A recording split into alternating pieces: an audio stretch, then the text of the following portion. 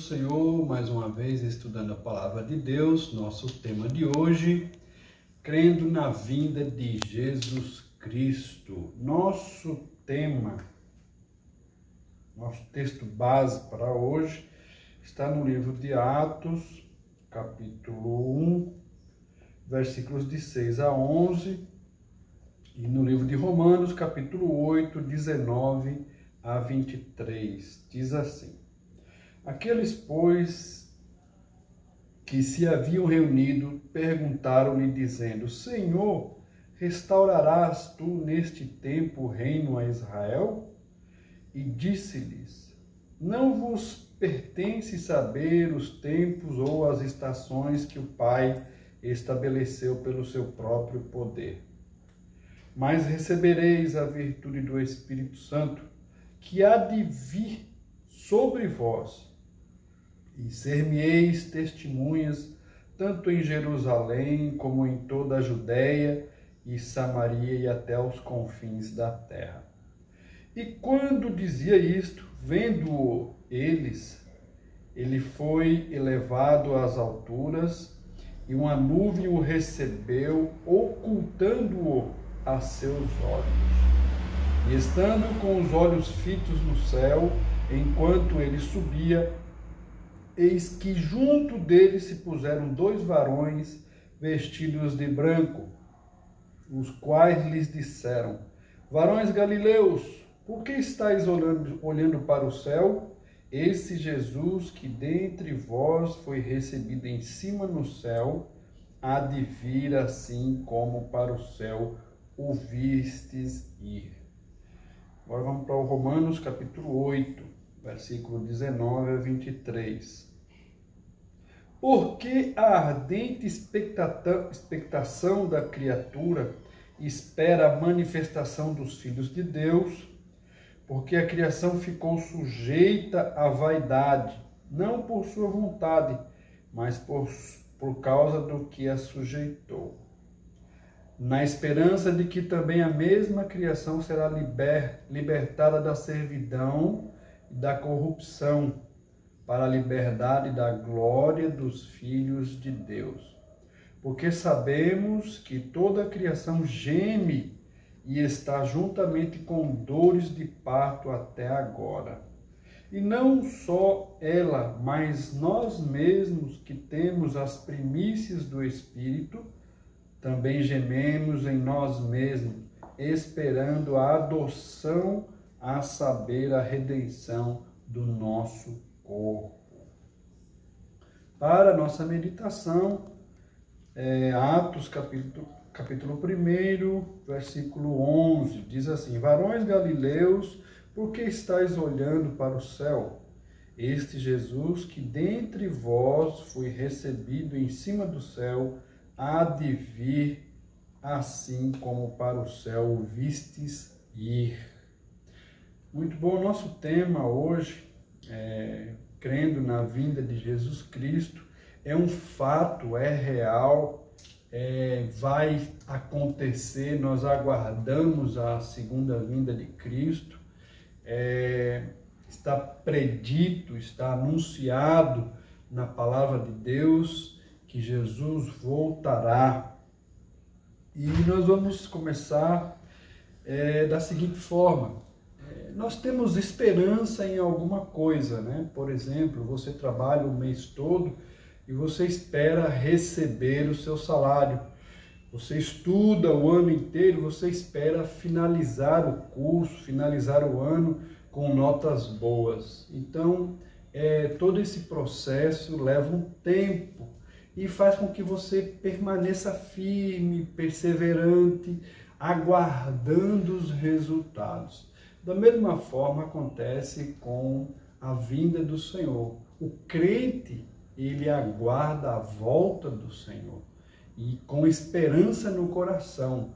E ele não desiste, ele permanece, ele persevera. Todos os dias ele aguarda a volta do Senhor.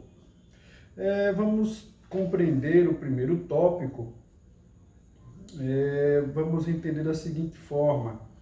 É preciso que a gente entenda lá no livro de Romanos, capítulo 8, 20 a 22, vai mostrar que o homem, ele deturpou, ele fez com que a natureza se degradasse. Então, você vê a natureza, o ambiente em que nós vivemos, está em confronto, em deformação. A gente vê que o ambiente não é mais aquele ambiente que Deus criou na natureza, lá no Jardim do Éden, e você percebe que o homem tem interferido na natureza. Por isso que o texto em Romanos vai falar que a natureza geme, clama por uma redenção, por uma renovação. Redenção não, mas uma renovação, né? E ela clama para que Cristo volte e entre novamente com uma nova ordem, um novo governo e uma regeneração para tudo isso. Então o homem, ele fez parte de interferir na natureza, inclusive na sua própria vida, né? Com as suas escolhas. Ele tem se distanciado de Deus. Então o homem também precisa de que ele venha a ser transformado, regenerado, e isso deve acontecer sim quando Jesus voltar. Nós precisamos compreender também que Cristo vai vir restaurar tudo isso. Ele vai restaurar a natureza, o mundo, tudo que há nele. Vai haver uma harmonia entre a natureza, o homem também vai ter uma harmonia, vai ser regenerado dentro dele, né? Vai haver, quando há guerra, mas vai haver paz dentro dele. Quando há insegurança, vai haver segurança, porque Cristo vai voltar e vai tornar esta situação bem diferente do que nós vivemos hoje, né? Nós podemos perceber o mundo em que vivemos está um caos.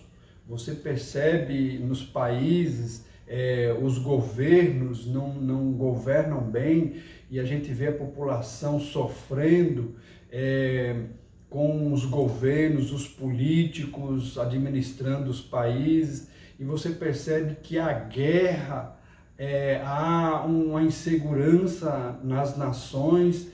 E então Cristo vai voltar, e ele virá e vai instaurar o governo dele, a política dele, e não haverá mais tudo isso, mas sim um governo de paz, de amor, de segurança, onde Deus será o nosso Deus e ele regerá todo o seu reino, governará todo o seu reino. Nosso tópico 2 vai falar sobre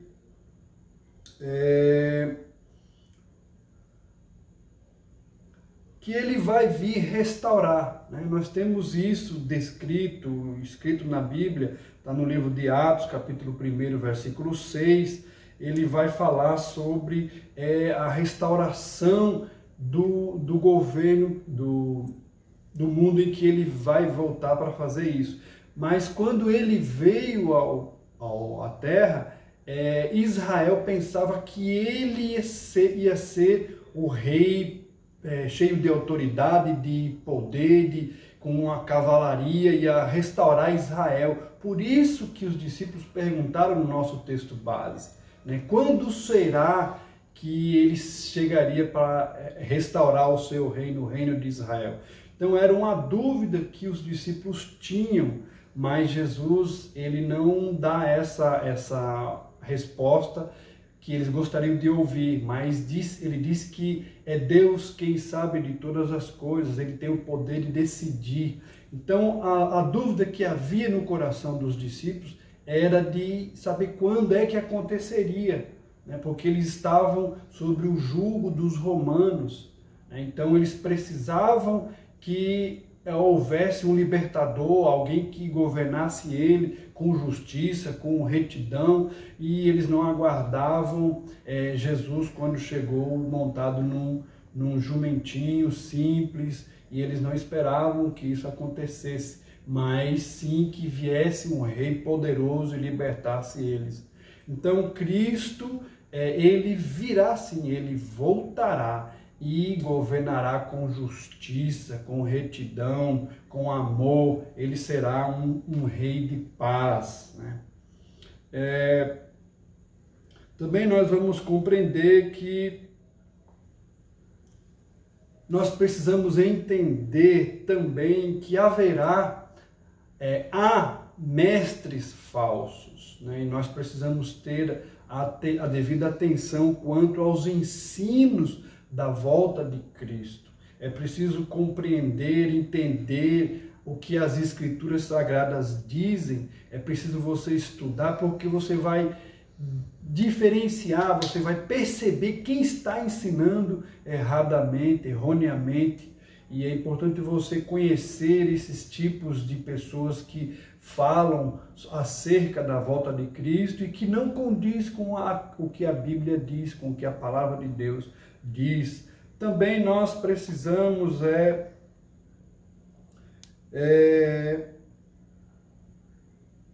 entender que nos anos 70 houve homens, em 70 Jerusalém foi destruída, né? E então, a partir desse ano aí, os homens começaram a determinar a data que Jesus voltaria, mas de forma alguma Jesus ainda não voltou, né? E as datas que esses homens, vários homens da antiguidade aí, no passado, eles determinaram datas, anos, meses, mas Jesus não voltou em nenhuma data que eles estipularam. Então, é importante você compreender que existem ensinamentos falsos, né? Mestres falsos que vão falar sobre a volta de Jesus. É importante você conhecer a palavra de Deus, é ela quem vai dizer realmente para você quando é que Jesus virá, né? Nem Jesus mesmo sabe, mas só Deus, como ele diz aqui na palavra dele, no texto base que nós lemos, né? Bom, vamos para o nosso tópico 3, o que representa a segunda vinda de Cristo, como é que nós podemos compreender a segunda vinda de Cristo. É importante que haverá dois momentos, haverá dois eventos, né, da volta de Cristo. O primeiro está descrito ali em 1 Tessalonicenses, capítulo 4, versículos de 13 a 18. Vai falar do arrebatamento da igreja. Esse é o primeiro evento, né? E esse primeiro evento consiste em quê?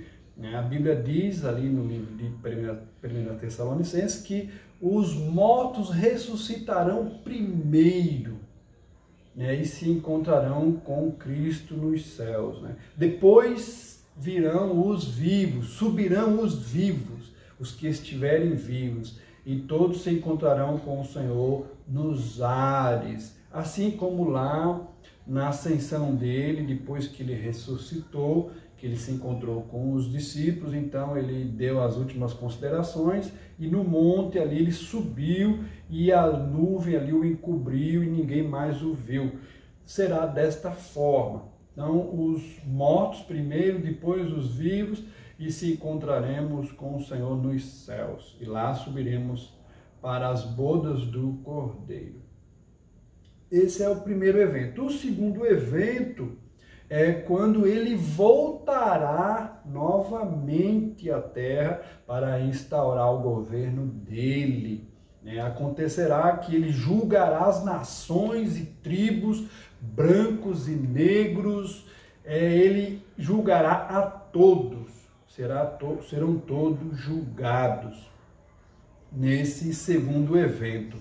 E depois disso ele vai governar, instaurar o governo dele de paz, de amor, de segurança, de comunhão, de relação forte, eternamente. É assim que acontecerá o segundo evento.